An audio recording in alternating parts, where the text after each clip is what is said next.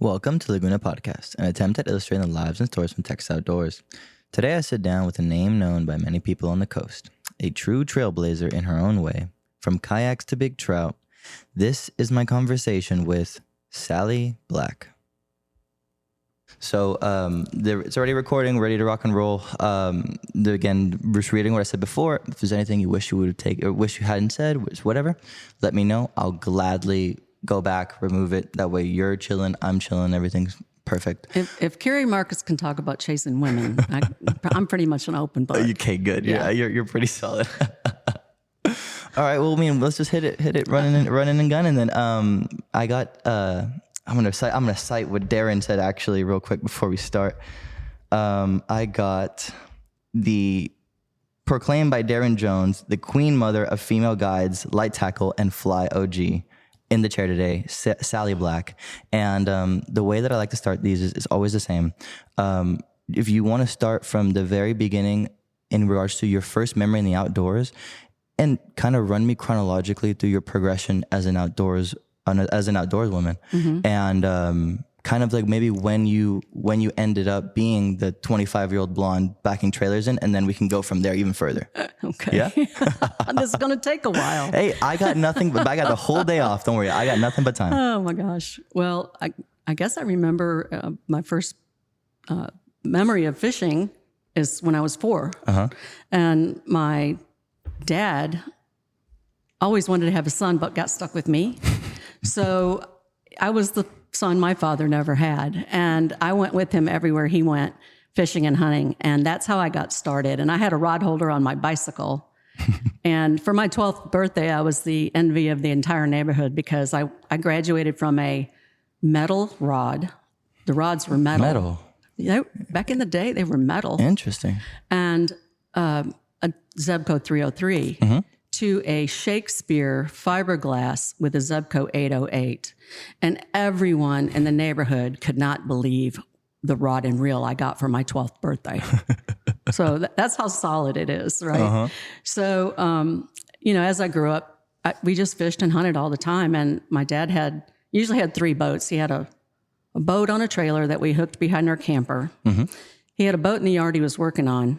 And we had a Chris Craft cabin cruiser at a boat dock, on the lake, on Lake Erie, where I grew up.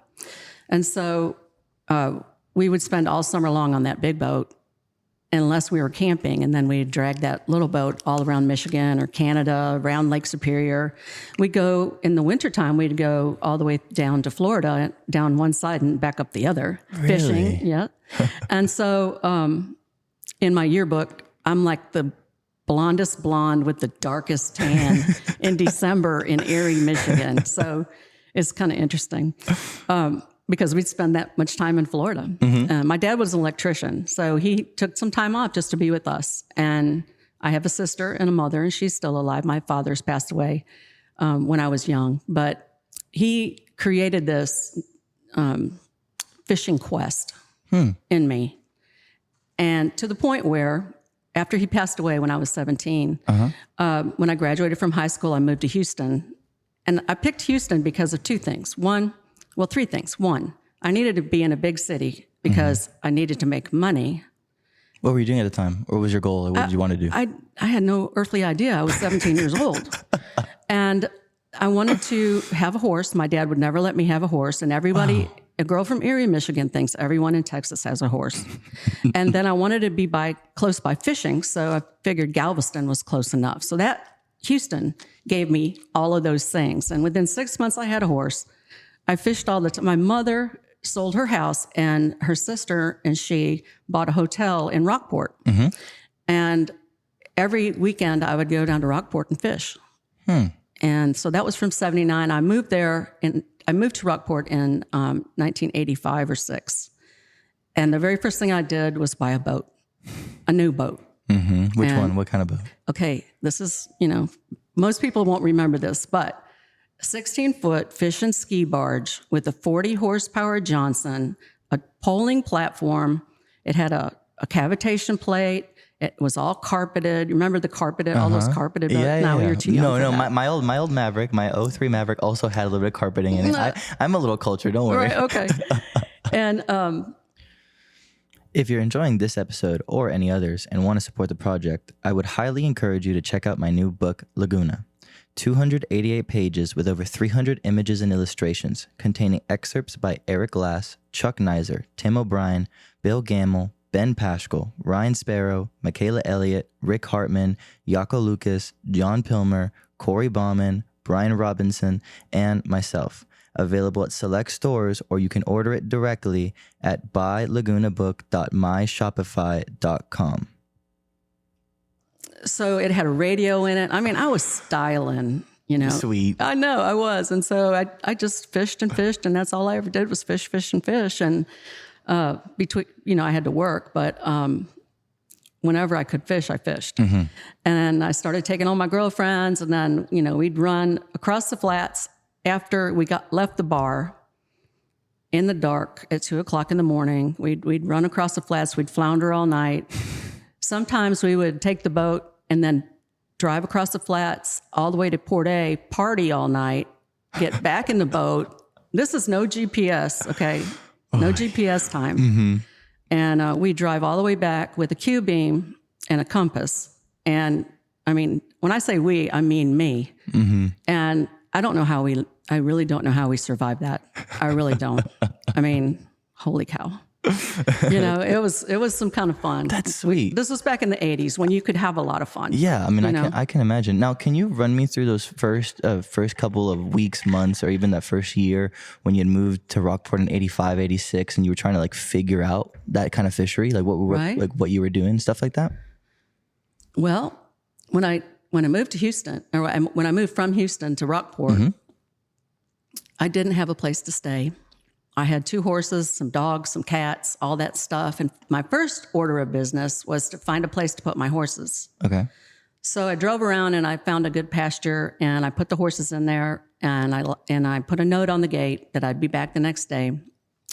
And I didn't know whose property that was, but I found out, mm-hmm. and it worked out perfectly. And then I got a job, which was really interesting. I was working for an attorney that I called. He had a job in the paper, mm-hmm. and I was a paralegal. Mm-hmm. And he said, I'm not going to be home this afternoon. Just come on by and drop off your resume in my mailbox at the condo. I said, oh, okay. So I'm wearing like shorts, cut off jeans, you know, like a hoodie t-shirt thing, hair in a ponytail. I go over there and he opens the door. Oh my gosh. What an interview. All right. First impression. Yeah. And so later on that afternoon, when I went back home, I took a shower, changed my clothes, put on my little paralegal suit, you know, skirt and heels, little jacket. I went back over there and knocked on the door.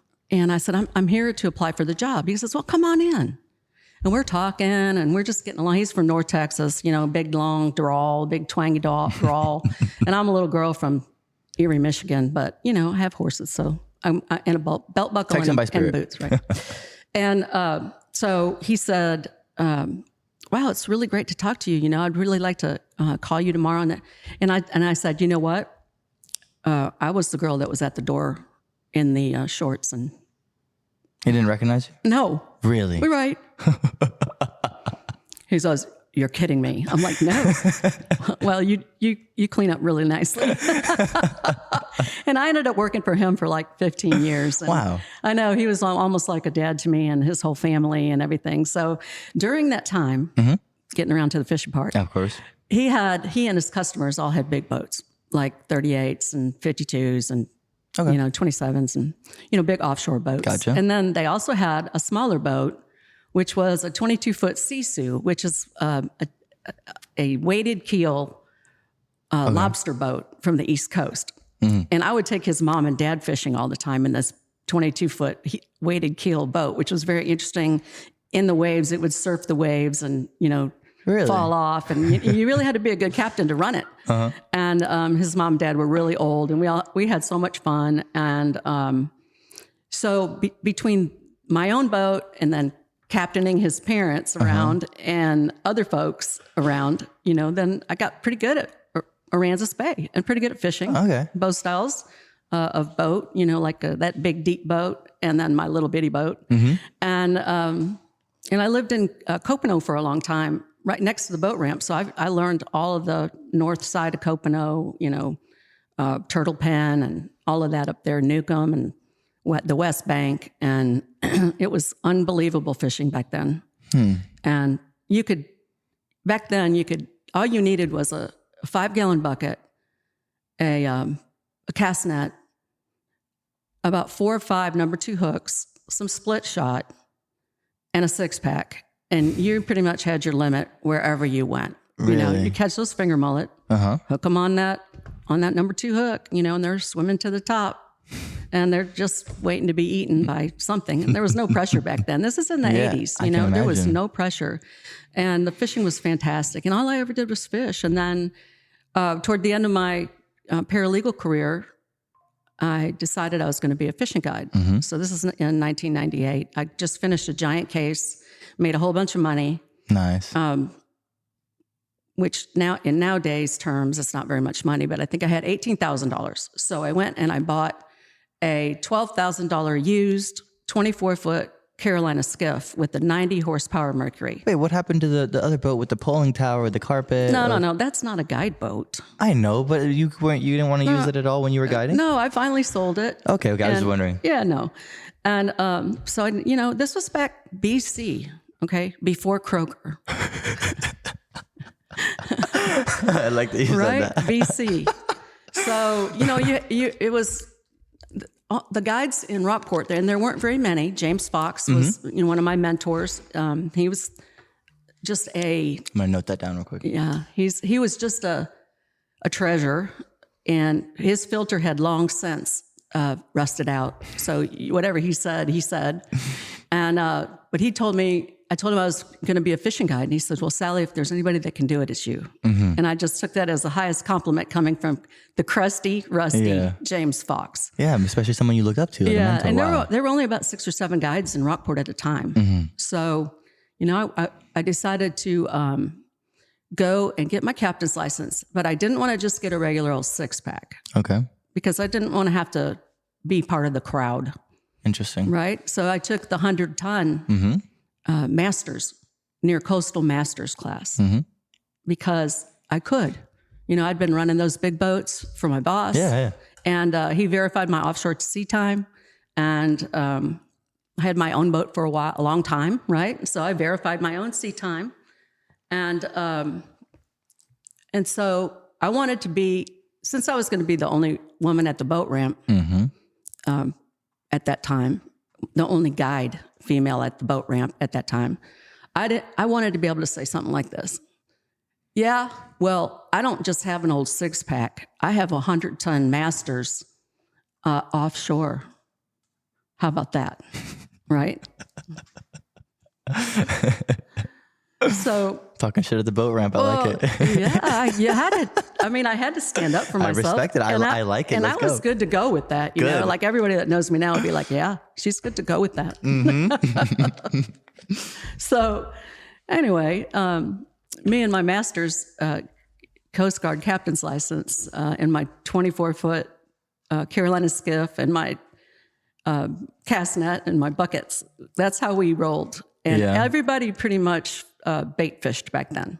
Okay. Very few people were, maybe Chuck Nizer was there, maybe fly fishing at that time. I can't remember. But, like I said, before croaker, so you had to catch your own bait. And everybody just anchor fished and threw out those, the 1 ounce egg sinker Carolina rig, with the live mullet. And throw into the big potholes into California hole. And I mean, it was a slam dunk. Yeah. And there were big schools of redfish around, and it was easy. What is one of the sites that you used to see back then that you would you wish you could see now? Well, big herds of redfish in California hole. Like rumbling across the flats. Yeah, you don't see that anymore. Estes Flats, too many boats. Try to describe what it was like seeing those big herds. Well, okay. So the fishing guides that were there, somebody would find them, and then everybody would talk to each other because it was there were strength in numbers, right? So we would all get out there together, and somebody would find them, hey, we got the whole school over here, and then everybody would run over there, and we'd surround the school, and then everybody would throw all their, finger mullet into the middle, basically, and sometimes everybody get hooked up with each other. Sometimes the boat across from me would hook up, and then the next boat would hook up, and then the next boat would hook up, and I tell my people, hey, wait, just hold on, here we go, they're coming our way. And then bang, everybody's hooked up in the boat. So then it's a Chinese fire drill. Everybody's screaming. I took a lot of kids back then, a lot of families, because all the guides were pretty crusty. Gotcha. And a lot of them wouldn't let little kids touch the poles, and they were afraid that they would lose the fish or something like that. And it got kind of weird after a while. And I was like, I told my clients, I got sick personally. I got sick of cleaning all those fish. And I told my clients, hey, how many fish do you really need to keep today? Because 12 redfish is a lot. That was 12 for the whole family, or was it 12 per person? I think it was 3 or 5. It was 5, and then it went to 3. Yep. So, if you had 4 people, that's a lot. Yeah, it was a lot. And so how many redfish, or how many fish do you really want to keep today to eat? They say, you're right. I think we'll keep 3 or 4. I'm like, okay, that sounds good. So we were just fishing all day long, catch and release. And then I'd go to the boat ramp, and then the other fishing guides would be like, oh, you didn't have a very good day today. Shut up. Right. I'm like, hey, dude, I fish for my clients. I don't fish for you. I don't fish for the other guides either. I don't care what you guys catch. All I care is what my clients want to do. Yeah. So, and I won a bunch of tournaments and stuff back then, and pretty much after a few years, maybe 6 or 8, I finally got the respect of everybody, and nobody jacked with me anymore. Okay, rightfully so. Yeah. And so how were they acting during tournaments and stuff? If you were taking the, what's it called, the podium and stuff, and they were still giving you shit? No, well, oh, she got lucky. Yeah, whatever. Anyway, so I did that big boat fishing for a couple of years, and then I decided I was really sick and tired of catching bait and fishing with bait and sitting in the boat, boring as hell. So that's when I met Chuck Skates at the Shallow Water Fishing Expo in Houston. And it was like 01 or 02. I think his boat was the one that was there on display, maybe the number 2 hull of the Maverick HPX. No kidding. Because I think Eric Glass had the first one. I think you're actually 100% right. And then Chuck had the second one. And the story about meeting Chuck and talking to Chuck and telling him how much I was interested in fly fishing. And he kind of blew me off at first. And then a few months later, he called me on the phone and he said, I've been thinking about this. I'm going to quit being the manager at the Redfish Lodge and just be a guide. And I really need to learn Aransas Bay. And I know you know it. Can you teach me Aransas Bay, and I'll teach you how to fly cast? Okay, one quick question. Confirming, this is Chuck Skates or Nizer? Skates. Okay, because before we got on, you had mentioned it was Nizer. That's why I was wanting to make sure the name was right before we kept going. Okay. When I first started guiding, I think at the Shallow Water Fishing Expo. Yeah. Perfect. Okay. Right. And so that's how my fly fishing career got started, because he taught me, in the parking lot, and then one day I called him on the phone and I said, Chuck, my fly cast really sucks. I don't know if I'm going to figure this out or not. He goes, well, Sally, let me ask you a question. When you go fly fishing, do you take your bait caster? And I'm like, well, yeah. I want to catch something. Yeah. And he goes, oh, that's your problem. So what you need to do now is don't take that bait caster with you when you're going to go fly fishing. You just need to dedicate yourself to the cause. Yeah. And I call it live or die on the fly. Fly or die. Yeah, live or die on the fly. And so I lived and died on the fly, and I got pretty good at it. And then Chuck Skates had introduced me to Maverick, and they put me on their program, their Memo Bill program. So, nobody does that really anymore. But that was kind of cool for me to be on that. I think I got a 2005. Wow. Or maybe a 2004. Yes. Fighting Lady Yellow Maverick HPX tunnel. And I subsequently had 5 of those. And so I stayed with them for quite a long time. But I still had my big boat. And before I got so lucky to have Chuck introduce me to the Maverick people. I wanted to fly fish, but I didn't. I was too poor, and I had that big giant bathtub of the Carolina skiff, so how am I going to do this? And so, besides walking, so one of my friends brought a kayak over that he'd bought for $50 at a garage sale. And he said, I know you like to fish, and I don't know what I'm going to do with this, so you use it. I said, okay. So then I was out fishing with clients, and I saw a bunch of birds working in this back lake, and I tried to walk back there, but it was too muddy.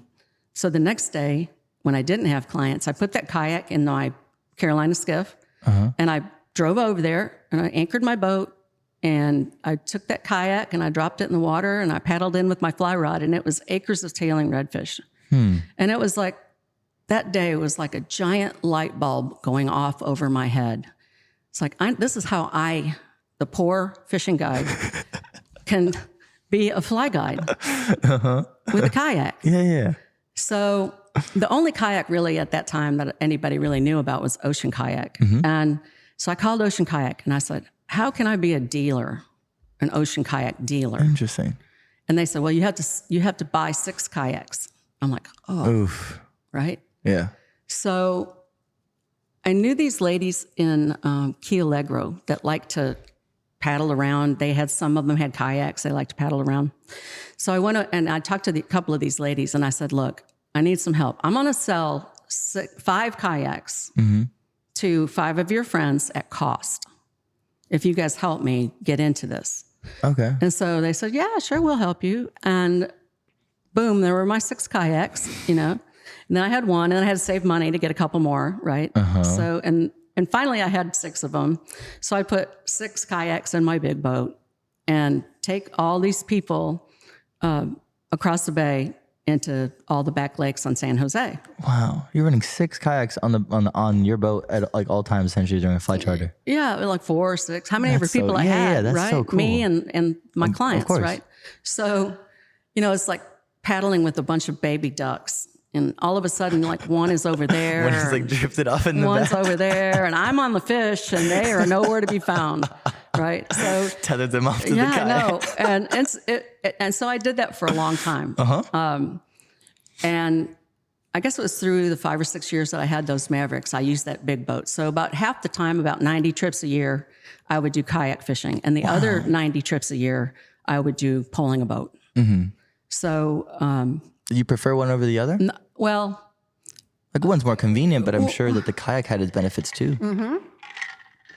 Kayaks, because they're slow, and you're on the water, you can see things that you can't see from a boat. Interesting. Right? You can see shrimp jumping up against the grass. One shrimp. Everybody knows what that means, right? Yes, I would like to think everybody knows I would what that like to means. think that too. So, because shrimp don't want to jump out. Yes. They want to stay in. So you see things, certain things. And like I observed how birds and redfish work together or don't work together. For instance, everybody calls them lyre birds, but the little terns, like sandwich terns, and the redfish are all grouped up on the bank and just muddying around. And those sandwich terns would go down and harass those redfish to the point where those redfish would kick up a bunch of mud. When they up and go, the redfish goodbye, the big mud puddle, and stir up the bottom. And then those sandwich terns would dive down in there and eat all the goodies that those redfish kicked up. And then like reddish egrets walking amongst redfish with their backs out of the water, picking up whatever does jump up out of the way, right? So you get to see all these little things that you would never see in a boat, or it's easier to see them in the quietness and the closeness of a kayak on the surface. Whereas if you're standing on a poling platform, or you're standing in a platform, throwing your fly, there's so much more information to take in, so it's harder to pick those things out. Right, yeah, gotcha. Right, and everybody's looking at the big picture. Nobody's looking at the little picture. Interesting. You always have like me as a guide, I would always tell my clients, you look at the small shots, right? You look right in front of the boat. I'll take care of the big picture. I'll look to the future. You look to the present. And when nobody ever looks to the past. Except me. Right. Don't look back there because I'm not turning around. I'm not going back up against a 20-mile-an-hour wind to get you the shot that you should have had the first time. Yeah, you're going to blow anyway. Probably so, because you're going to cast too early and you're going to jack it all off. So, so this has been a long journey already, right? Before Croaker, being a paralegal, little bitty boat. Who were some people like? Well, you mentioned skates. Was there any other people that maybe at the time when you were guiding, you had just gotten the boat? Maybe those first years when you were running both the kayaks as well as the poling skiff. Was there any other people who were kind of helping you bounce ideas off of? Any like peers that you could like be like, hey, I found fish doing this, or like? Absolutely not. Really? No. No. They all thought I was just going to fail. Really? Oh yeah. How can a girl do that? Interesting. How can a woman pole a boat? How can a woman lead kayak trips? Yeah. Like off in those back lakes, she's going to get lost. They just didn't believe. They were not believers. But, I've outlived most of them. They all, like half of them didn't make it through the slow periods of time, right? They all went and got jobs in the oil field or, they had kids to support, So I just kept fishing. I just kept fishing. And then when I got tired of that 2-boat gig, I went to Tim Clancy I just did a podcast with him. I know. I saw that picture. It's a great picture too. Thank you. I went to Tim Clancy and I said, look, I want an ibis. I want a boat I can pole, but yet I still like my kayak business because I've got a lot of people. So here is a PVC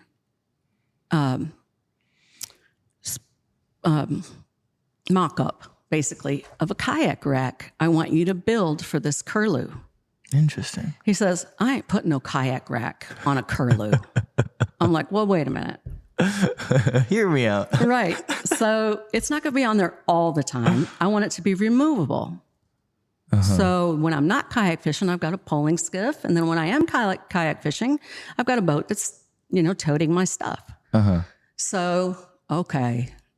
So he builds me a beautiful 3 kayak rack that mounted on the deck on one side of the console with some turnbuckles.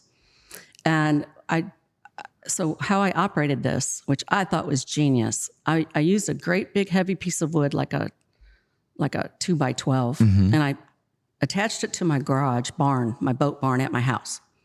And it stuck out over my driveway. And I put one of those barn door rails on it and a winch. Okay. So when I back in underneath that, I'd bring that winch down. I'd hook it up to the kayak rack, because I had Tim put a couple of connections, right? And I'd hook the loops to the kayak rack, and then I just winch it till it came off my boat and was hanging there. And then I'd push it up against my garage, and then I'd pull on out. You have a picture of this? No, I don't think I do. I'd love to see this. That's so cool. So I did that for a long time, maybe 4 years. And then that takes me to about 2007. And I was getting so sick and tired of all the airboats in the back lakes. And people were starting to get more and more of the fancy boats that could run real shallow. When did you start noticing the airboats kind of like, running the back lakes? And it was in 06 and 07. Oh, because it was like just recently, it's kind of, you think it was already kaput by that point, or you were still fishing pretty well over there? Oh no, I was fishing pretty well over there, but I was getting kind of sick of it. So I gotcha. I had met Aubrey Black at some function. We were at some charity function, SEA or something like that in Houston, where I had donated a kayak because I had a kayak shop. I forgot to say that. Okay, kayak shop. All of this turned into a retail store, Rockport Kayak Outfitters, and I was in the most beautiful building in downtown. It used to be the Klein's Cafe, and we completely restored it to its original glory, like Art Deco, big time. Wow. Curved walls, glass brick. I mean, so beautiful. Yeah. They've moved it now, and they put it on some other road, but it's still the same, under the same name and everything? No. So when I closed Rockport Kayak Outfitters in 2008, then somebody else moved in, and then blah, blah, blah. And they've recently moved it because they built something there. The city built like the Art Institute or whatever they have over there, their art deal. Anyway, so Rockport Kayak Outfitters, we did like $750,000 in our last year of plastic boats. Yeah. Right? And, I got out because all the big box stores were getting in, and people would come to my store, after I fished all day and I'm still wearing wet shorts. I'm in there selling, and then I had to do books or pay bills or whatever, and get home and get ready for my next day of fishing. People would come and talk to me about all my expertise and my book and saltwater kayak fishing, the Texas Way. Yeah, in 2007 was when that came out. I'm gonna buy this book whenever I get home. It's fun, and so then they would go and test drive my kayaks, and then they'd go buy them for $50 cheaper at Bass Pro Shops. Ah, you know what I mean? Yeah. That kind of thing started happening. And so I thought, you know what? I'm done with this crap anyway, because I was sick of it. I mean, selling after you fish all day, employees. Only to lose money to the big brands. I get it. Right, it's like, right. what's the effort worth? I get it. I felt seriously like I had done my job. Uh-huh. I pioneered kayak fishing. I was voted by Paddling Angler magazine, which is a national magazine, one of the top 7 paddling pioneers in the country. And wow. Yeah. And, when you're number one or you're the first, there's only one, right? So I was, the first, girl guide back in the day. I was the first kayak guide back in the day. I was the first female poling skiff. Sorry. No worries. Female poling skiff polar, fly guide. When you're the first, you're the first. There's never any more firsts. And so I just kept reinventing myself as I went along, right? Interesting. And so I met Aubrey. I called him on the phone. I guess it was in 2008 or whatever. And I said, how's that shallow water fishing down there in Baffin? And he says, I don't know. I'm like, well, do you mind if I bring my boat down there? But could you come with me? Because I don't want to hit those rocks. And he said, yeah, I'll go with you. And I said, plus, I have an 8-month-old black lab that I'm training to be a duck hunting dog. And I know you have a good dog. And do you mind if we go duck hunting with you and your good dog so my dog can see what it's really all about? No, that sounds great. And that's a picture of her up there. Oh. Her name is Kelly. She's since passed away. Oh, she's beautiful. Yeah. And so, Aubrey, it's really a long story. Our love story is a really, really long story. If you want to get into it, be my guest. But we both got divorced. And then when we both got divorced, we started seeing each other. And I moved down here in 2009 or 2008 or 2009, somewhere along that way. And we got married in 2010. Over at Los Corrales. Do you want to go into detail? On a I sandbar. thought that was the coolest thing ever, by the way. The way you did that wedding, amazing. Please go into detail. It was pretty cool. So one day we were laying in bed, we weren't fishing that day, and he just, like, off the top of his head, he says, hey, do you want to get married? And I said, sure. And he goes, you're kidding me. I said, no. He said, I didn't think you were the marrying kind. And I'm like, well, I was divorced, and he was divorced. And so, I said, no, I'd love to marry you. And then he says, well, where do you want to get married? And I said, well, let's get married on the water. I said, what do you think about that? He goes, that sounds great. Let's get married at Los Corrales on that sandbar. This is like a 5-minute discussion. Yeah. we had it all planned out within 5 minutes. Straightforward. That's so cool. Okay, now when do you want to get married? I said, I don't know. Let me go look at my calendar. So we're flipping through our calendars. What about July? No, I'm booked. What about June? What about June? No, that's too soon. What about August 15th? Oh, no, I'm already booked. What about the weekend of the 28th? Hey, I'm open. I'm open too. Boom. That was our date. That's so cool. Well, so we decided we'd get married at sunrise, and then we came up with this wedding invitation that showed this sandbar, a picture of the sandbar, and on a beautiful day, and the water was clear back then in Baffin, and the GPS coordinate for that spot. So, we came up with this invitation, and we sent it out to like 100 people. And we got 85 RSVPs. And then, so I created this big spreadsheet because some people didn't have a boat. And some people had boats and they had by themselves and didn't have space or had more space. Had space, Gotcha. right? Okay. So now, and then some people decided that they wanted to go fishing after our wedding and some people wanted to come back. So I had this giant spreadsheet that every day I was sorting, plugging in things. This person, okay, you've got 3 seats. Okay. And then what personalities would get along, and oh my God. And it turned into just a logistical nightmare. And so finally, the day before our wedding, I clicked the final sort. Now we've got the final thing. We got 85 people. We got 24 boats. We got everybody that's going to get along with everybody. Who wants to go fishing? Who doesn't want to go fishing? Okay. So the best man gets the spreadsheet results. Your boat A. These are your crew. Blah blah blah. So he's at the boat ramp in the dark with everybody. And Aubrey and I left from the little private ramp down the road a little early. And we get to our GPS coordinate and we're just sitting there. It's dark, and it's just so romantic and perfect. Yeah. Perfect in every way. And then he says, hey, do you have any toilet paper on this boat? I'm like, whoa. Hold up. What? No way.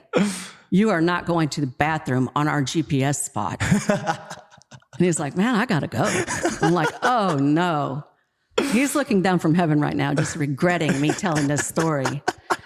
And then afterwards, he says, and there's no wind, right? He goes, we're going to have to move. I'm like, no, this is our spot. He goes, no, you don't understand. We need to move the boat a little bit.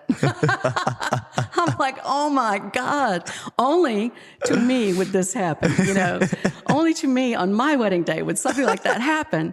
So it just became a funny joke. And, we moved down a little bit. And then here comes somebody in a little boat parked on the sandbar, nobody we knew, with a fly rod in his hand. And here come all our people in the dark. We see all the lights coming, and everybody gathers around, gets off their boats, parks their boats. We're all on the sandbar, ankle deep. And that guy with the fly rod is still standing there. And he was our wedding crasher. He had heard we were getting married out there, and he wanted to see it. Did he actually? Yeah, he crashed our wedding. Do you remember his name? West Warren. That's so cool. I know. And we've been friends ever since. Wow. And so, yeah, he was our wedding crasher. So he belonged to the CCA in San Antonio, and he told all his friends, we don't like Sally moving to Baffin because she's gonna bring all her clients down there and she's gonna ruin all of our fishing places. Really? Yeah, we do not like her for that. And so he comes up to us after we got married with tears in his eyes. He goes, that was the most beautiful thing I've ever seen. And then the story gets back to us that he tells all his friends, I went to Aubrey and Sally's wedding on Baffin. It was the coolest thing ever. And then, wait a minute, I thought we weren't supposed to like her. I changed my mind. I rescind it. I changed my mind. We invited him to our reception and everything. We had a reception at noon. And everybody got real drunk by 7, so it was a nice early evening. But no, it was one of the best times of my life. And then in 2014, our house burned down. Oh. And so Aubrey and I, this is the test of a solid marriage. We lived in a 28-foot travel trailer with 5 dogs for 2 years behind our burnout house while it was, we were fighting with the insurance company and trying to run water and stuff to our camper and trying to figure out we had nothing. We were on the water when our house burned down. Our pets were in the house. Somebody got them out. Oh, thank God. Right. And when we got back, it was gone. And we had nothing except what we had on our boats. Nobody had told you, you guys both just came home to a... No, people called us. Jesus. But we were on the King Ranch shoreline, 25 miles away. So I texted Aubrey. I said, we need to get home. Our house is on fire. And he texts back, really? Can it wait? Really? How? I thought to myself, how would you shit about something like that? We have to go. Our house is on fire. So anyway, that was a struggle. And so we finally fought the insurance company, got the payoff. We built a big business plan. We before that, we rented a little house on the water, a 2-bedroom, 1 bath, and loft house. And that was our lodge. And we routinely put 9 people in there. And I don't know how it worked out, but it was such a cool little setting. Yeah. So we lost 4 days of business after our house burned down. That's it? That's it. And when we rented that house, it was trashed. So we had to clean it, fix it. The air conditioners didn't work. There were no houses to be rented around here at that time. Yeah, I can imagine, honestly. And so we just rallied the troops and put in new faucets and fixed the air conditioners and the septic tank and the this, the that, you name it. And we rented that house for like 2 years, and that's where we put our clients. And it worked out just fine. And I would be like, we would rotate insanity weeks. Like 1 week I'd be insane in the travel trailer fishing every day. And then the next week I would be fine, and then Aubrey would be insane. You know, that just all of that, not having a home. Yeah, I can only imagine. And not having anything. Yeah, not having a place to relax, a place to cut loose. Like it's just a small trailer. Like I can't imagine. And that. 5 dogs, and it was so full of hair. And we couldn't leave the dogs outside because at that time, at the feed store, they told me, don't leave your dogs outside in a fenced yard because some people are around stealing other people's dogs to use them in like pit bull fights. Really? Mm-hmm. And so these poor dogs were stuck in this trailer while we were out fishing every day. And we'd lost control of our calendar, and the fishing was phenomenal. And so we were fishing every day. Like I'd fish 15 days in a row, and then I'd have a day off. Then I'd fish 9 days in a row. Then I'd have a day off, and then I'd fish 10 days in a row. And I was just like a zombie fishing machine. Yeah. And so, you know, finally we built a kennel for them, and they stayed outside. And we locked the kennel and everything, and a big kennel for 5 dogs. And then it was, you know, just a character building experience. I'll put it to you that way. I can imagine. I can imagine. So we finally built that big lodge, and because that was his dream. Yes. Because I said, let's just build a small house for me and you and the pets right here where our house burned down, and let people find their own food and their own place to stay. Okay. And then he got all pouty lipped on me, and he's like, it's always been my dream to have a first-class fishing and hunting lodge on Baffin Bay. Huh. He looked at me emphatically, and I said, okay. Fine, you win. You can't take a dream away from a man because they'll never forgive you for it. So off we go. Like we beg the bank. We get a great big mortgage. We build this gigantic place. You know, we're in debt up to our eyeballs. You know, we run out of money. We bootstrap all the whatever else had to happen, right? And so we're just hoping and praying. We opened in March of 2016, and it was the oil field bust year. So it was kind of a tough year. But then after that, it got really, really good, and we were doing really great work and great fishing, great clientele. Everything was fun. Aubrey had he had one of his knees replaced, and he was feeling a lot better. And he was, you know, working real hard. And then toward the end, he had both of his hips replaced, like one right after the other. And then dove season started, and this is in 2019, and we're out hunting every day, and he's feeling great. Finally, you know, he's all out of pain. And then on October 3rd in 2019, he has a massive heart attack and dies in my arms. And it was like, we had 20 people at the lodge, you know, and it was something I can never explain to you how it felt ever, and then how it feels right now, I can't tell you. I mean, it's just the most heart-wrenching time still. And to lose your partner like that, and to have gone through all of that. Yeah. And then finally everything's happening great, and then that. Yeah. And to lose my best friend and my partner, and then try to figure out what to do next. Yeah, I mean, I can imagine. So, you know, we were all booked up. Yeah. And so the guides didn't want to fish, and they didn't want to hunt. And I said, you know, Aubrey would want you to. Yeah. And they didn't want to, but they did. They all gutted it up, and our business kept going. And I didn't really, but I finally did. I finally put it together after a few months. And I got back out You're not on. supposed to be able to just continue immediately. That's totally normal. I understand. No, it's impossible. And everybody wanted to talk about it. So I just relived it over and over and over and over and over and over and over. And I broke my leg. I was going out feeding my horse, and I broke my leg. I stepped in a hole. And this was about a month after Aubrey died. And so now I'm having surgery. Yeah. Now I'm non-weight bearing. I'm in a cast for like 6 or 8 weeks at the lodge, no help, still trying to run the business, keeping people going. And it was a real big challenge. And I ran that place for 2 years after Aubrey died, through COVID, through all that stupid stuff, And finally, the real estate market was just on fire. And I thought, you know what? I think I'm going to sell this place. Yeah. And so I called my real estate girlfriend, Darren's mom, Darren Jones' mom.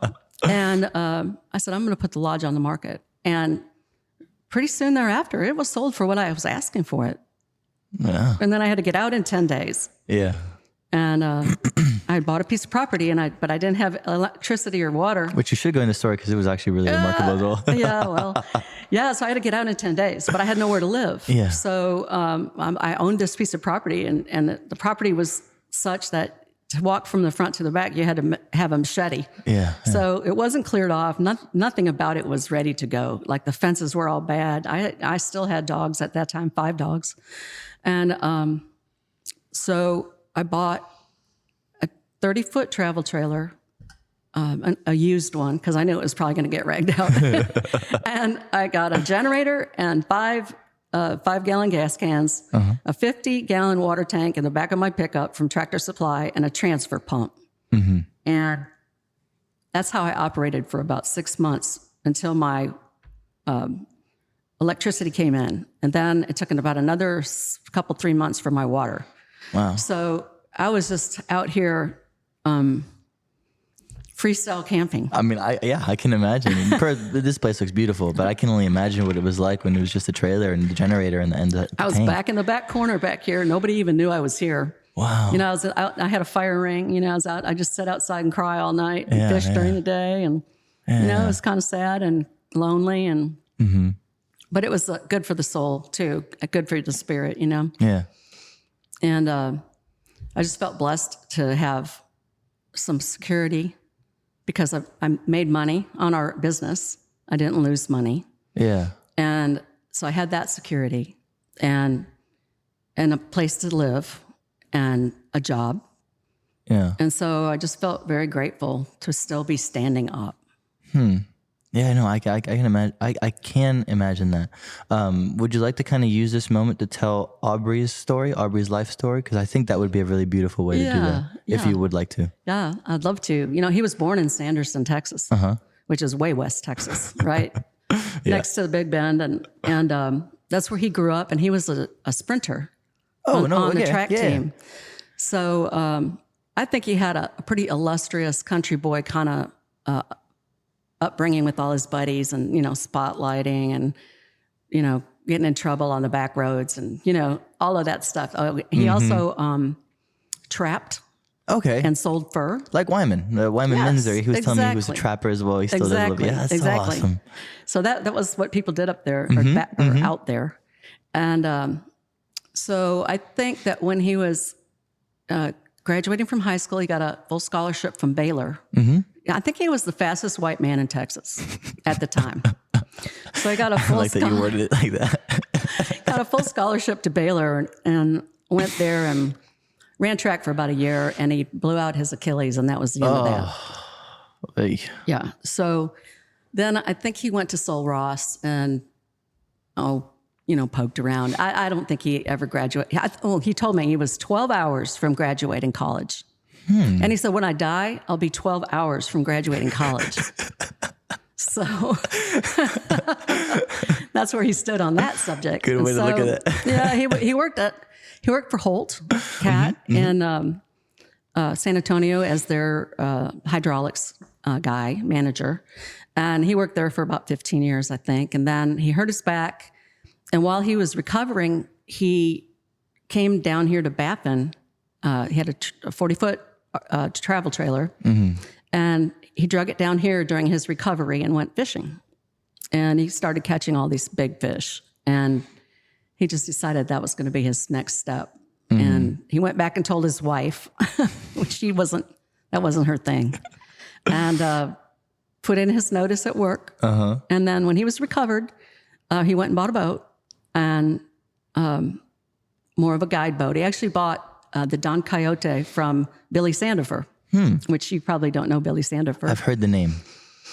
So he embarked on his guide journey, but not until he told me that he fished every single day for 6 months before he started guiding on Baffin Bay.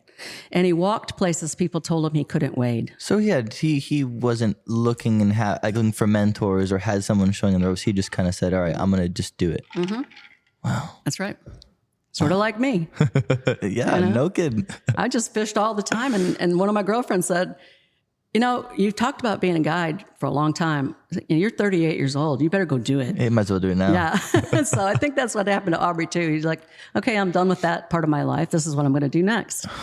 And so, he had a GPS in his pocket, and he wade everywhere and walk everywhere. And he even wade fished the mid-bay reefs. And people told him he couldn't wade fish the mid-bay reefs, which you can.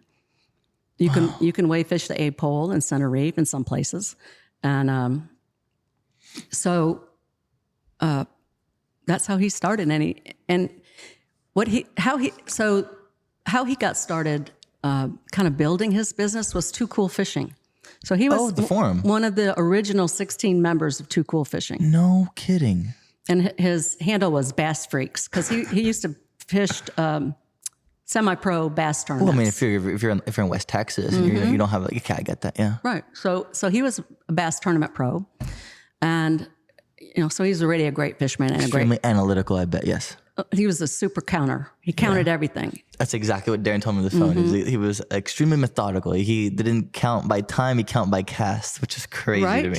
Unbelievable. And yes. He said, "How many times can you flick a topwater on the way back?" I'm like, who cares? I've right? actually counted. Click, click, click, click. 1, 2, 3, 4. I can do 105. And I said, 105? Shit, that's a lot. So I cast out there as far as I can. I get like 92. Dang it. Now we're in a competition, right? So yeah, that duck over there, that's my dog's 1,000th duck. Wow. And I'm like, the what? Because every day he would ask me, how many ducks did Kelly get today? How many ducks did Kelly get today? He kept all this in his phone. Interesting. And after he died, I looked at his phone, and there's a note in there. It says, trout over 30 inches.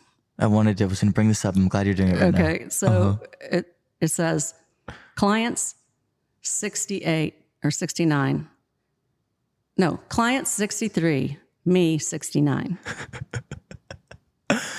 Imagine that. Right. And unbeknownst to you at this point, he hadn't told you how many big fish over 30 he had put into his own hands, right? No, we never really talked about that. Talk about humility. Yeah. Wow. No, he was very humble and just a super kind human, a very sweet person. And, when he found that place that burned down, just in a perfect place on the curve going to the boat ramp, it was in bankruptcy. So he bought it, and that's where he started his lodge in 2002. And then when I moved down here in 2008 or whatever, we remodeled it, because it was really a man camp if I've ever seen one.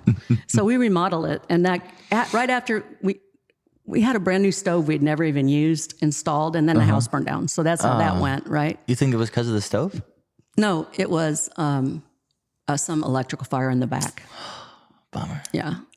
So, but anyway, getting back to Aubrey, he had a Sony Mavica camera, which was the first camera that had the floppy disk in it. A floppy? Wow. Yeah, the 3.5 inch, the hard floppy, right?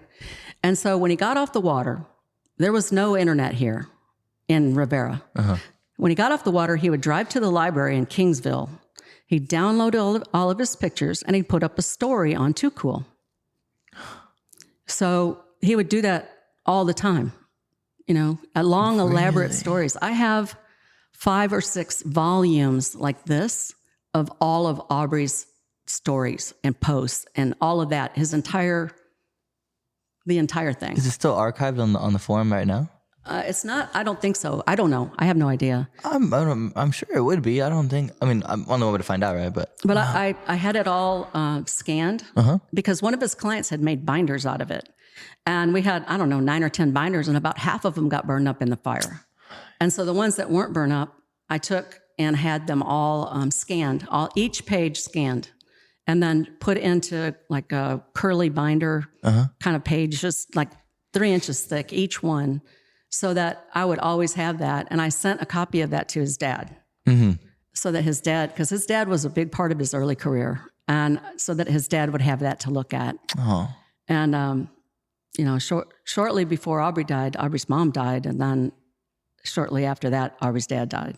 Wow. So they just all couldn't really live without each other. Yeah. But anyway, he kept extremely elaborate stories and letters and pictures. And do you have a personal favorite story? Monologues and, well, yeah, I have a lot of personal favorites. Give me a couple. Oh, yeah. If you want to. It's mostly just he and I fishing. And, the one thing that I remember, the most important one to me was the day before he died. Really? Yeah.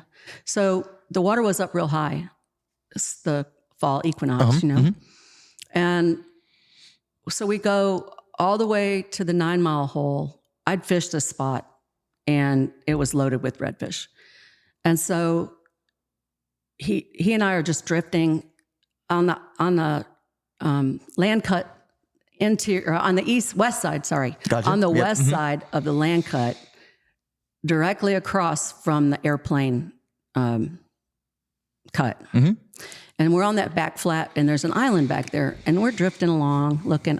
I look up, and there's about 100 redfish coming right at us, and I'm like, I'm on the bow of the boat with the fly rod, and he's behind me with the casting rod, right?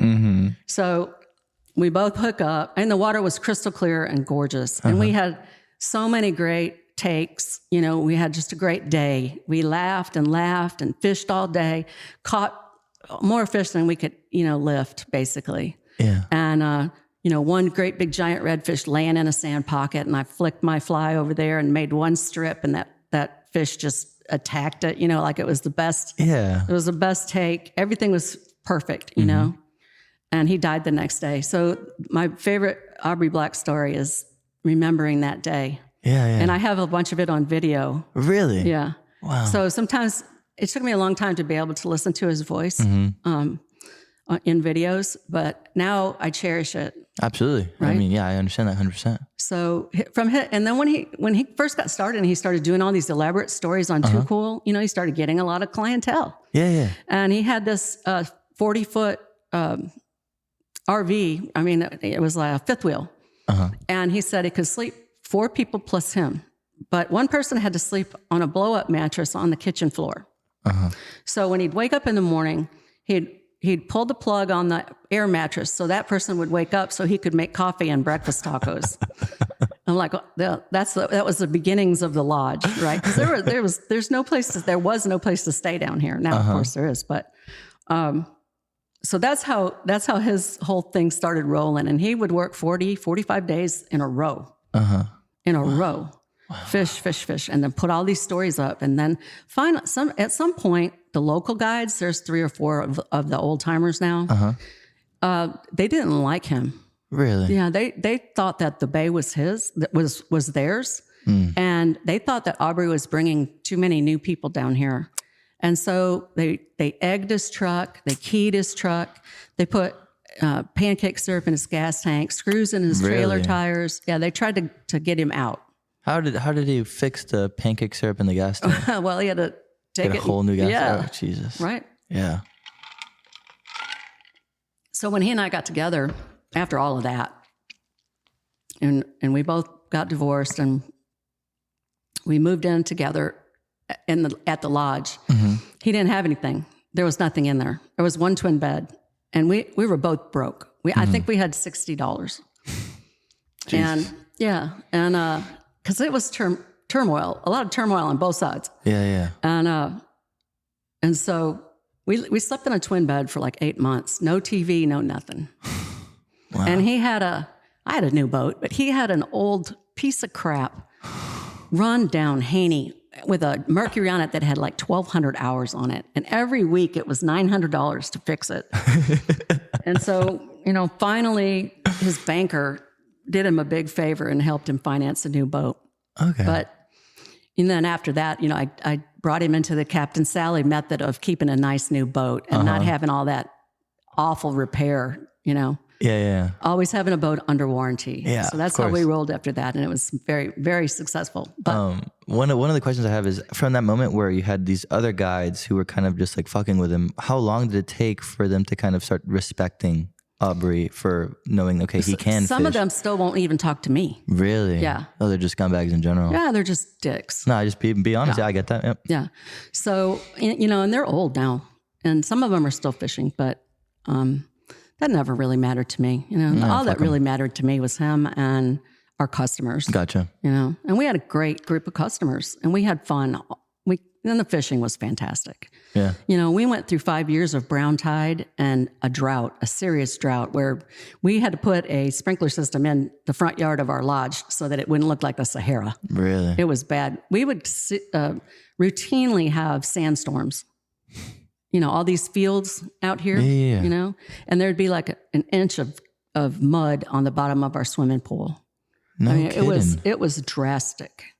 And, but some of those years, 13 and 14 specifically, were the best fishing years of Aubrey's career, my career, all of the big trout. I think I caught 15 trout at 32, right? Jesus. I mean, and that's just me. Yeah. Right? I know I could never break 10 pounds, but 15 trout at 32. I'll have to look in Aubrey's phone to get the exact number, but about like that. And it was... Why do you think? Why do you think it was Well, so? first of all, there was nobody fishing. Okay, that's important. Yeah. Right? And the fish didn't leave. I mean, brown tide just makes the bay look like a mud puddle in the Walmart parking lot, So, and the pattern of the fish was real easy. And it was, there wasn't much wind one year, and we fished the north shoreline of Baffin all summer long. And it was, if we didn't catch a couple of 28s and a 30 every single day, there was a problem. Right?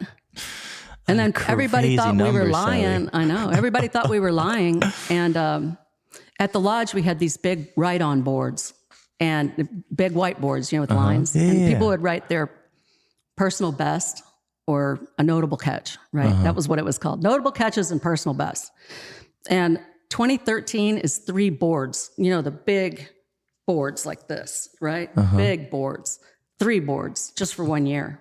Whereas some years were like, there'd be 2 years on one board. Yeah. And 2013 was 3 boards. For 1 year. Right? Oh my goodness. It was insane. So no people fishing. And then, except for us. And we had to fight the big fight over, so-called Friends of Baffin. I think they're doing better now, but they tried to put us out of business. And, they did this big expose on one of the local channels in Corpus saying Baffin Bay is a dead and dying bay. And we had to have that channel 10 or whatever come out to our place and, put our side of the story out there. Yeah. Because we were catching fish like there was no tomorrow. And it was just a terrible time. I mean, a brown tide and a drought are terrible enough as it is without people trying to ruin your business. Yeah. And granted, the salinity was off the charts. I was going to say, I assume it was skyrocketing. Oh my gosh. And the right? back of Alizon, it was in the 70s.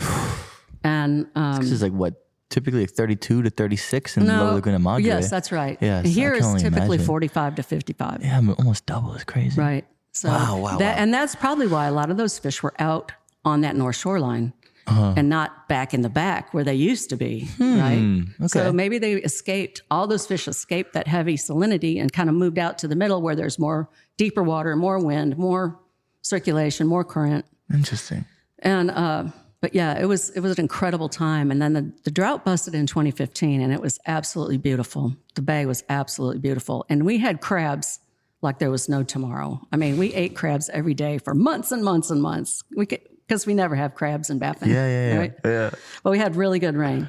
And then after that, we've been pretty lucky so far. Since 2015 or 2014, I guess, the bay has been pretty level, pretty stable, pretty beautiful. Yeah. Lots of grass. We did have that freeze, but then we came back pretty heavy on that. And then we had a little freeze-ish a couple years ago. But, COVID, I think, hurt our bay system much more than the freeze. Really? I'm interested to see or hear your take. Let's see. Well, nobody was working.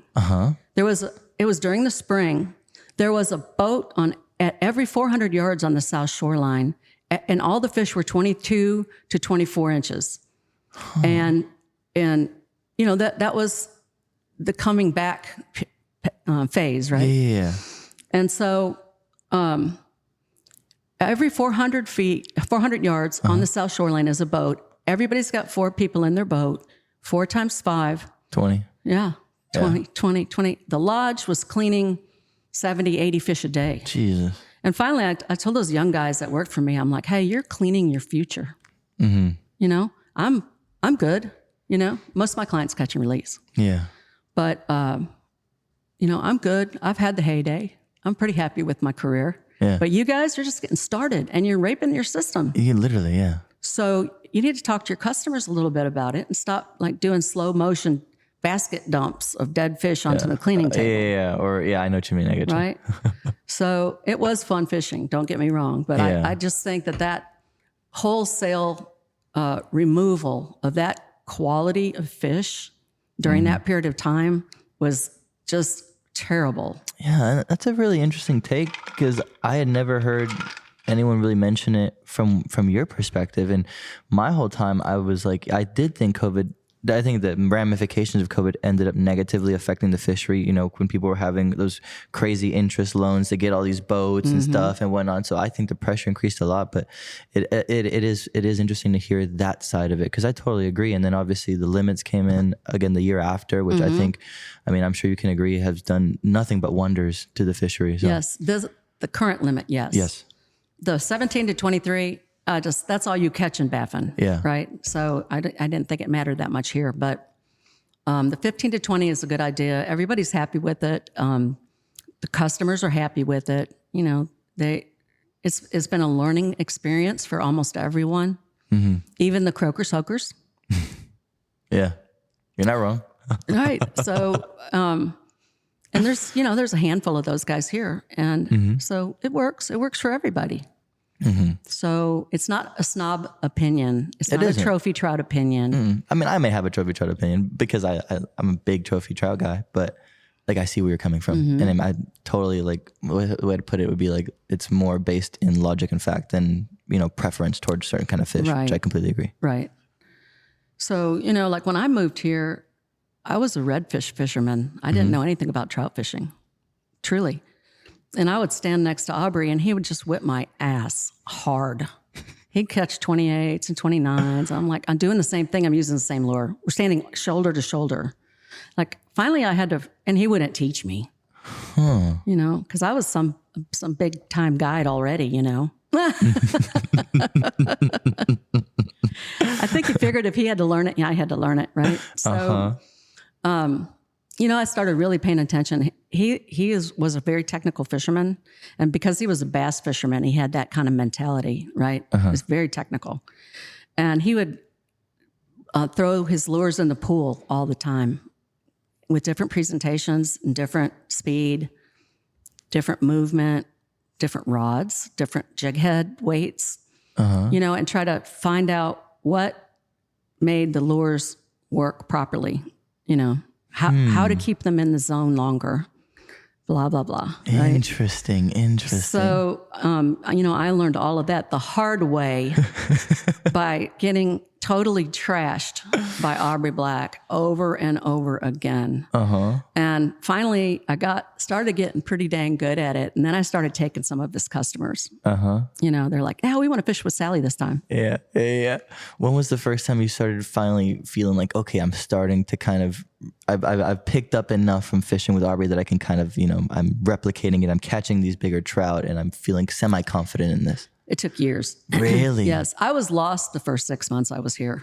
Baffin Bay, it all looks the same. You know, it's not like you got the water tower or the condos or there's nothing. Yeah. You know, and all the shorelines basically look the same. And Baffin Bay runs east and west. And every place I'd ever fished was north and south. And then I was a tidal fisherman, and Baffin Bay has no tide, right? So, like, how do I use wind as a tide? How do I, find the right water level? Where are the rocks? I mean, this was like learning to fish on Earth and then having to learn how to fish on the moon. Really? Right. Wow. And I call Baffin Bay an advanced angler's bay. It's very advanced. Now, anybody can catch fish here, true. But I mean, if you really want to be a student of the game, it's very advanced. And then you've got Alizon that's north and south. And you've got the Cayo de Grillo that I don't even know what that is, And then you've got the Laguna Salada. That's a whole nother ball game, right? So you got all of this going on at the same time. And then when do you fish in Alizon? When do you fish? When the wind's blowing from the south, or southeast, you fish on the south side. If it's real windy, if it's light, you fish Alizon. If it's early spring, you fish the Cayo. If it's early spring, you fish the back of Alizon. There's all these little things. In the winter, you fish the north shoreline. When it's cold, you fish the dark grass behind the tide gauge bar. And all that stuff makes a lot of sense. But until you're doing it every day, and then you really have to dissect it. Wait a minute, it didn't really work out the way I thought it was going to work out. Why? And as time went by, I felt more confident, maybe 3 or 4 years. Wow. Of really being confident. And now I look back on that 3 or 4 years and I think, man, you didn't know anything. Really? Yeah, but yet I felt pretty confident about it. I can imagine, right? Though. Yeah.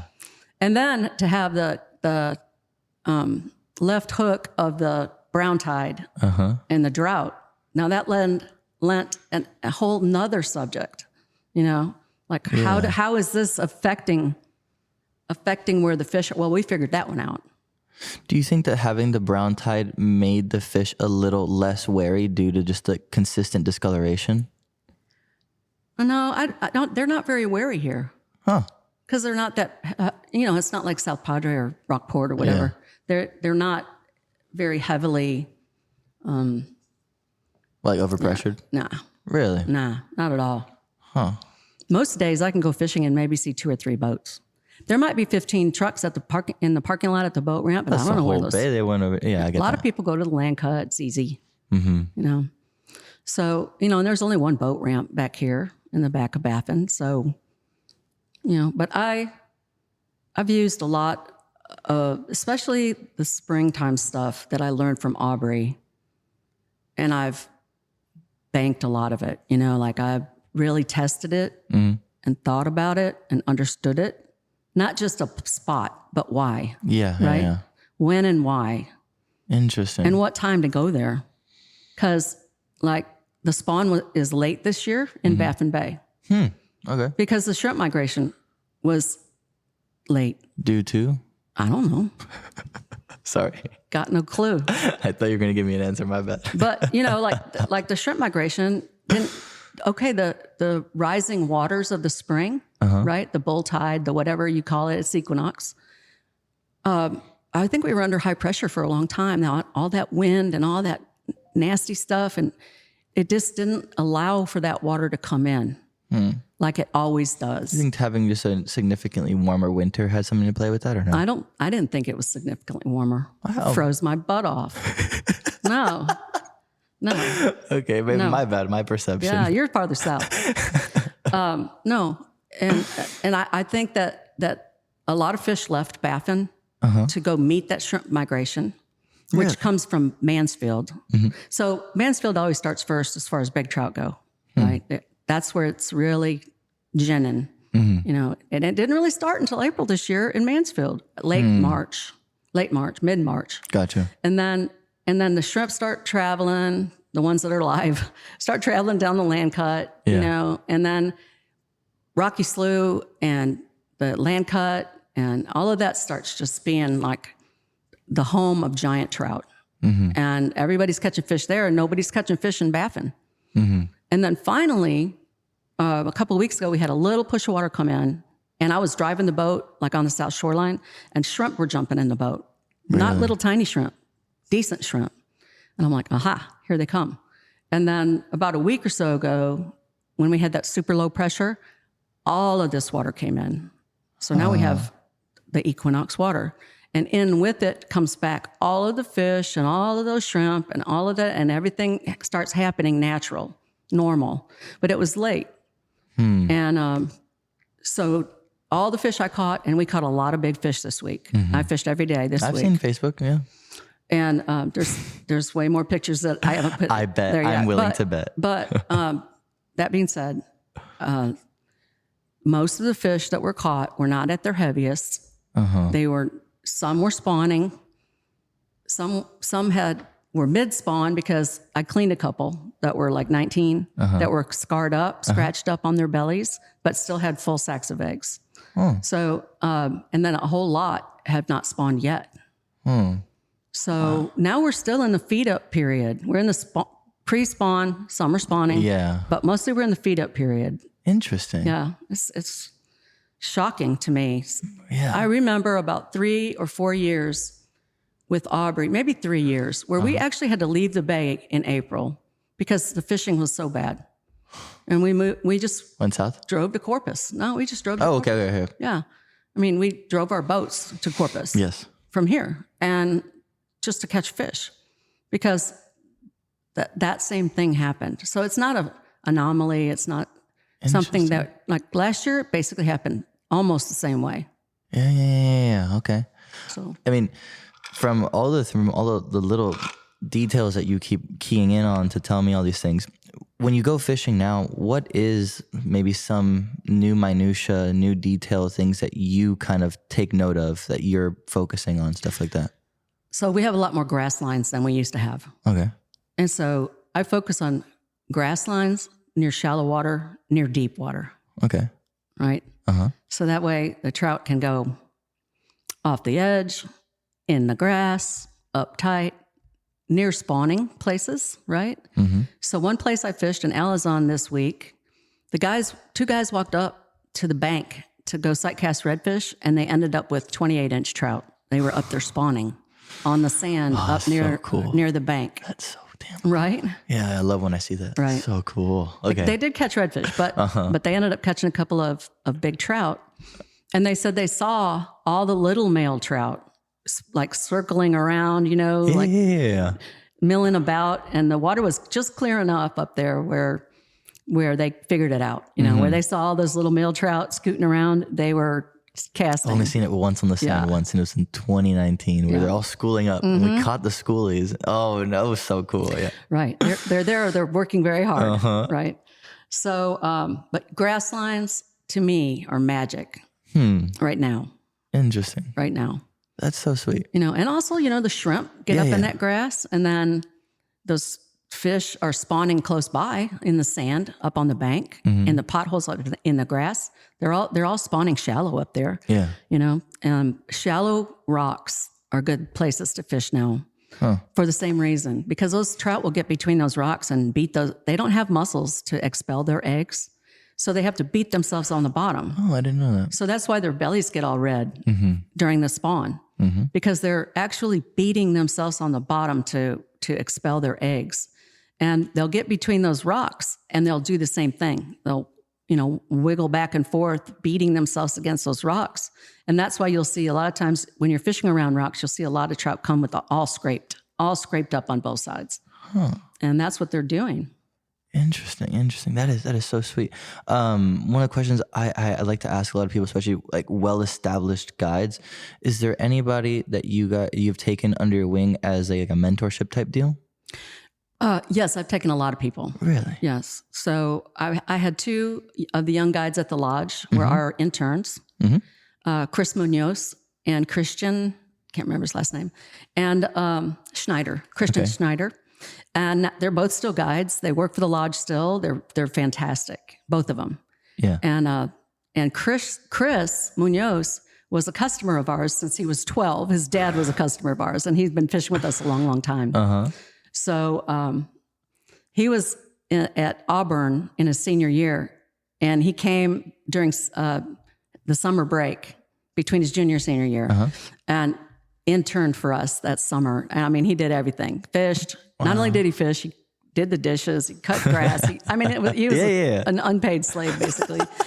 And then when he went back to school, about after the first quarter, he called me on the phone and he said, "Hey, I'm going to come down there and be a fishing guide." I said, "Oh, that sounds great. When are you going to graduate?" He goes, No, I'm coming down there. Yeah. I said, "Do you have your captain's license?" "Oh, yeah." I'm like, oh, you better call your dad. 12 hours from graduating, just the same. That's probably so, right? Right. And so they're very good. And then I had an intern that will remain nameless that I'm not very happy about. Okay, heard. Yeah. Okay. Wow. I mean, that's so cool. What's something that kind of like lights your fire now every time you go out? Oh, well, the sunrise. I hear that a lot. Yeah. I hear that a lot. That's so cool. And just by virtue of being there, right? Like here, you don't have traffic. You don't have horns blowing or, none of those noises. What you hear, like cows on the King Ranch, quail, coyotes howling. Yeah. You hear, sounds like a little puppy dog crying, road runners. You hear all of that. You hear the screeching of osprey, stuff like that. And I always stop and watch anything on the shoreline, like turkeys come down the bank. I always stop and watch that. They're just hysterical, and they're on the bank all the time, over on the Kennedy. But yeah, just the miracle and the mystery of Baffin Bay, and it is very mysterious. Wow. Yeah. Most people are like, they don't want to come in here because of the rocks. Well, I know. I mean, I've probably 3 lower units in, but the rocks are everywhere. They're shallow, they're deep, they're big, they're tall, they're wide, they're everywhere. And there's 2 different kind of rocks in Baffin. So the serpulid worm rocks grow like a black grass or algae or whatever it's on them. And then the sedimentary rocks, like that's at Penascal, down the shoreline all the way to the land, to the land cut, and then across to the Badlands and into Corpus, King Ranch shoreline. That's an ancient Gulf beach. And that's sedimentary rock made out of coquina shells. And those rocks grow brown algae or grass. So it's real interesting. When you're fishing at Penascal, you can see both. There's both kind of rocks there. But mostly Baffin proper, it's all black. Yeah. Serpulid rocks. Wow. Earlier you mentioned one of your mentors, Fox, and then we did mention Skates briefly. Could you go over any stories you have with Skates or Fox? Well, yes. So for sure that my first redfish on the fly with Skates, right? So I have 2 stories on him. 3 maybe. Hey, take your time. You go for it. So he's pulling his boat. I'm on the bow, and I'm using some borrowed RPLXI of his, yes, right? Okay. And now you would never even hardly pick that one up. I mean, it's just a stick. And so I didn't have my own fly rod. And I look up and I look around the corner of this grassy point. I look, and we're in the back lakes of the Lighthouse Lakes. And I look and I see a redfish coming right down the bank, and it's a big one. And Skates gets me kind of situated where I could make the cast because I wasn't a very good caster, right? So I missed the fish a couple times, pick it back up, put it back down, pick it up, put it down, make a strip, boom, I catch the fish. And I was shaking like a leaf. When I was holding that fish and he was taking that picture of me, shaking like a leaf. Because that was like the pinnacle of what I had done so far, Yeah. And just doing it with Chuck, having him, be there. And, Chuck Skates was an interesting person, a pretty humble guy overall. But he could do things that other people couldn't do. Like I was pulling him on the flats, and he's standing with barefooted. He wasn't in his casting basket. He had a net around it, like a raised net and a tubular top to it, right? That the net was on. He was standing on this tubular top of this raised casting platform. And his toes were wrapped around that tube like a monkey. And he was cranking up a fly cast till like 11 o'clock with like almost all of his line out. And I'm looking and I can't see shit. There is not a fish at 11 o'clock at 50 feet or 60 feet or whatever he's cranking up to do. And then right as he makes a back cast, he lets his fly line go. And he's actually casting at a fish about 60 feet at 4:30. Jesus. Right? And catches it. And I just jump down and I just go like, I'm not worthy. I'm not worthy. I'm not worthy. That's so cool. So one day we get in this argument. Which is more accurate, a bait caster or spinning? And I said, oh, it's a bait caster. He goes, no, it's a spinning rod. I said, okay, well, next time we go fishing, we'll just test that out. Okay, sure, so. So I'm on the front and I've got the bait caster. Okay. And we're poling. It's in the winter. It's mostly sand. Here comes 3 redfish right at us. And it's just almost a slam dunk. Okay. Chuck's got the pole. He's got a cigarette in his mouth and he's got his spinning rod between his legs. Okay. So I make the cast. I miss the fish. I'm reeling back up, right? He's got a cigarette, a push pole, and he grabs his spinning rod and makes the cast with a cigarette in his mouth and the push pole in his other hand and catches a fish. I'm like, I'm not worthy. Yeah. Just such a badass, just a Sounds badass. like it. But he was the Sounds like sweetest, nicest person. And he was in the game, back in the pioneer days, right? I've heard. He and Chuck. Chuck, Nizer Skates, Duncan at the time, Kilgore, Horby, Glass, and Hartman gets into it like a little bit later. I know I'm missing a lot of folk here. Obviously Trimble as well and stuff like that. Trimble came after me. Yeah. Oh, okay. So maybe I was wrong then. Well, so here's how that happened. So I'm running around and I pull into some lake to fish it and Trimble's there. Or I'm in some lake fishing and Trimble comes in. I realize we're thinking the same. We're either where each other is going or where each other wants to be or whatever, right? And so I just thought to myself, because of this, maybe he and I could be friends, And so I talked to him at the boat ramp. I'm like, hey, I noticed that you always come in on me and I always come in on you. And so I think we're thinking the same. Do you want to go fishing? And he's like, yeah, let's go fishing. So, we're out there fly casting, taking turns, pulling each other around, right? And we became friends. And then we both had puppies, Kelly, at the same time. Wow. And we were fishing our asses off and just, polling, 5-6 days a week. And so when we used to, train our dogs with each other sometimes. And so one day he calls me and he goes, hey, can I come over? I have gin. I said, yeah, sure. I'm bringing his dog at the time. And so we can sit on the porch and watch these 2 dogs fight it out while we drink gin. I said, what a great idea. Because we were too tired to work with the dogs, but the dogs needed to do something. And get tired. And we would just take turns once or twice a week. We'd have gin and the dogs would fight. Run around the yard and get rid of all their, Energy. puppy. So it was perfect because, man, we were pooped out. That's so cool. And stories with Captain Fox?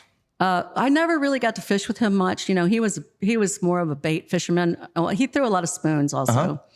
And but he was pretty far before my time. Okay. But he was kind of retiring when I was first really getting into it. Maybe we had a overlap of a couple years, but every day I'd see him at the Duck Inn. Or not every day, but that was a beer joint, or it was a bar behind the restaurant. The Blind Duck. It was in the back. There was a back door, not marked.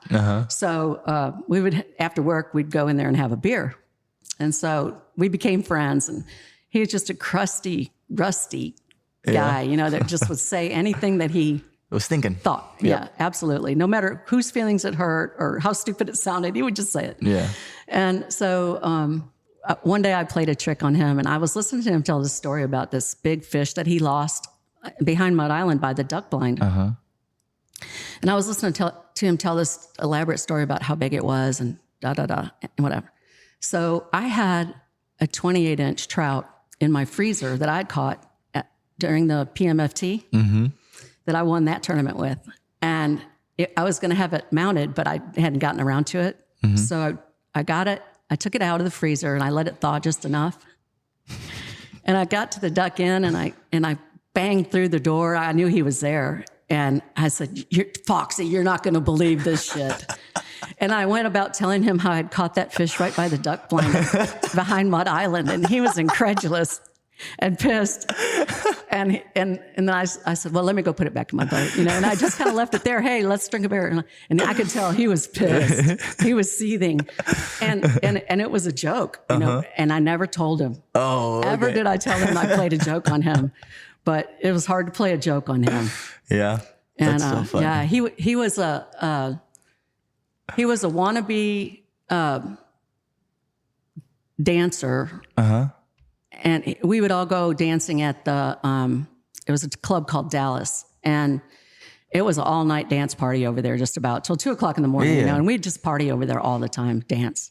It was mostly country music, but they do a lot of like, I don't know, whatever kind of music, not rock and roll, but, you know, I like get you. funk or something. Funk maybe was happening then. And one day he jumped off the stack of speakers and landed on the dance floor in the splits. And I swear to God, I heard his nuts hit the floor. And I'll never forget the look on his face. And I talked to him the day after that, and yes, it was confirmed. That was his, Hey, you sore, huh? it was his nuts on the dance floor. But he would do shit like that all the time. He was just a crazy man. Yeah. Crazy man. He just died, a few years ago. Maybe 6 years ago. Yeah. But he was a legend, and he knew everyone. Wow. And everyone knew him. And he knew presidents. He knew everyone. Yeah. He was just that kind of guy. You know, he was one of the first 6 guides, I think, in Rockport. Wow. Okay, so we're at the hour and a half mark. Oh my God. No, you've been flying through this. You've been killing it. I'm literally just listening to you just monologue, and I love it. Okay. I got lines of bullshit so long. So I like to ask 2 last questions to end it. But before that, I would like if you could just tell me 1 or 2 of your most favorite trout stories, or maybe like your biggest trout, anything like that.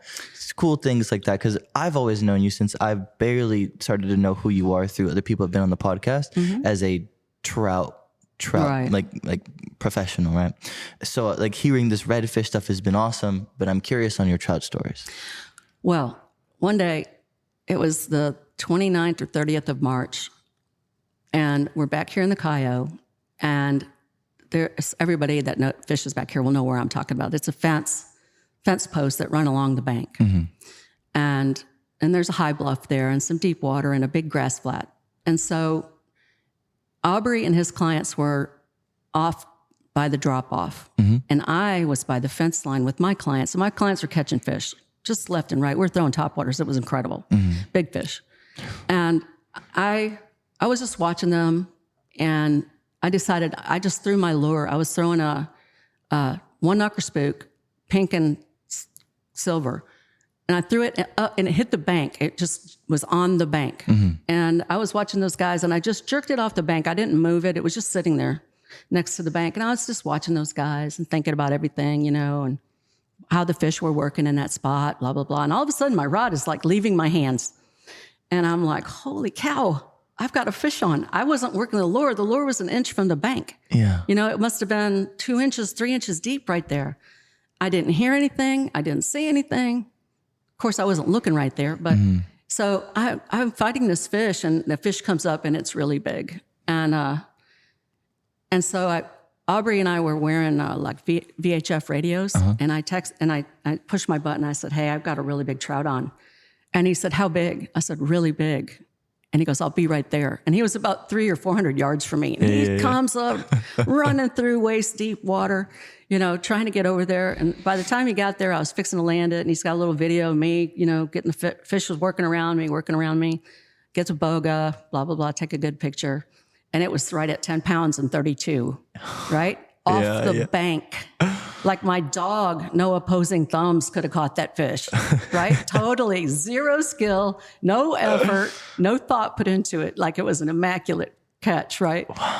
Wow. It was amazing. That's a new strategy right there. I think that fish was, you know, looking at that lure just kind of bobbing around right there, and then just suck. You know how they do? Yeah. They'll suck them in from underneath, and I just sucked it right in from underneath, and that's all she wrote. And it's a great picture, magazine cover picture. Yeah. It's a great picture. Yeah. Wow, that's so cool. So that's just one story. I have a jillion stories, you know. Yeah. I mean, I bet. Jillion. And if you want to say another one, that's great. If not, we can close it out. It's up to you. No, I'm good with that. Cool. Let's leave it like that then. I like that. Perfect. Okay. So the last two questions I like to ask. Mm-hmm.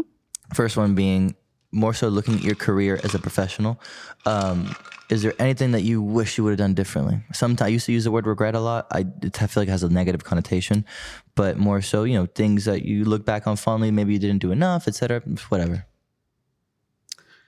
You know, I think I had incredible timing. Mm-hmm. And sometimes that's more important than anything, right? Yeah. Be at the right place at the right time. Mm-hmm. And I kind of lucked into incredible timing in some ways, but a lot of it was intuition about things and about what I really wanted my fishing career to be like, right?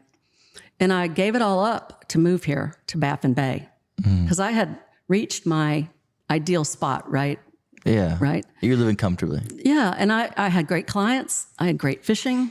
I had an easy schedule. I had a good place to live. You know, I had horses.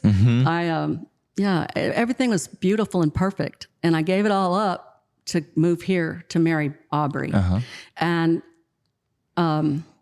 that in and of itself was great timing too. Yes. Right. Because at least I got 10 years of being best friends with one of the best people I've ever known. Yeah. Right. Yeah. And if I would have been hesitant or risk averse, that would have never happened. You know, and it took me a whole year to move enough of my clientele with me to, you know, for them to take a leap of faith to come fly fishing in Baffin Bay. Yeah. Which is what I did when I first got here. I pulled a boat for a long time. By any chance, were you hitting some of these bigger trout like after some time on a fly rod? Yeah. Oh, that's so cool. Right. Certain times of the year, you know, so in the cool. summer. And So, but after a while, like my back was really bad, so I had to quit pulling a boat. But then I turned into just a full-fledged trout nut. But I still fly fish in the summer. You know, people still come but I walk now. Yeah, that's so cool. But I wouldn't say I have a regret about any of that. It's a good way to look at it. Yeah, I don't. Okay.